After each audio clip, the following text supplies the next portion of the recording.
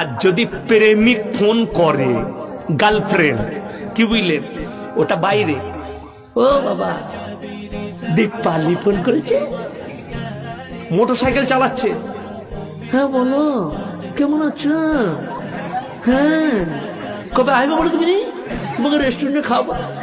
Bike চালাতে চালাতে কথা ছাড়ে না, আর বিবি 1 মিনিট ফোন করলে ভালোভাবে কথা বলতে পারে না, তো তুই ঝাঁটা খাবি না তা কে খাবে?